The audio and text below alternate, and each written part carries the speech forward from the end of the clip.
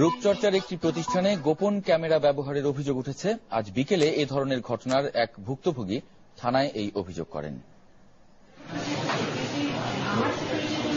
বনানীর 11 নম্বর সড়কের পার্সোনা সেন্টারে আজ বিকেলে শরীর পরিচর্যার বিশেষ প্যাকেজ স্পা করতে এসে এই ঘটনার মুখোমুখি হন স্থানীয় ভুক্তভোগী। আমাদের কাজ শেষ হয়ে যাওয়ার পরে যখন আমি বের হব, আমি ড্রেস আপ করছি, তখন আমি খেয়াল করলাম যে আমার মাথার উপরে একটা সিসিটিভি ক্যামেরা। ভালো করে দেখলাম ওর পিছনে একটা লাইট জ্বলছে। তখন আমি বুঝতে পারলাম যেটা অন আছে।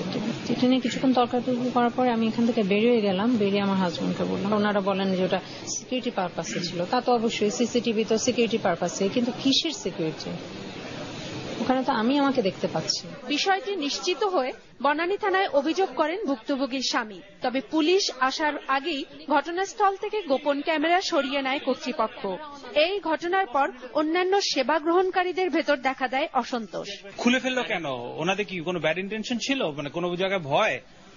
Y did they put it there on the first place এবং সেকেন্ড প্লেস এটা খুলে ফেললো কেন? ধারণকৃত ছবি ফেলে দেওয়ার শর্তে বিষয়টি সমঝোতা হলেও সেন্টারের দায়িত্বরত কর্মীরা কপি করার সময় ধারণকৃত ছবি আবার দেখতে গেলে অভিযোগকারীর সঙ্গে হাতাহাতির ঘটনা ঘটে। 3 ঘণ্টা পরও পুলিশ কোনো ব্যবস্থা না নেয়ায় প্রশাসনের ভূমিকা নিয়ে প্রশ্ন তোলে উপস্থিতরা। ব্যবস্থা হচ্ছে যে তারা যেন ভবিষ্যৎ আর ক্যামেরা এখানে লাগাইতে না পারে এবং এইসব স্থানে সেটার ব্যাপারে আরো সার্চ করবো এবং অন্য কোনো রুমে যদি লাগানো থাকে সেটাও রিমুভ করার চেষ্টা করবো।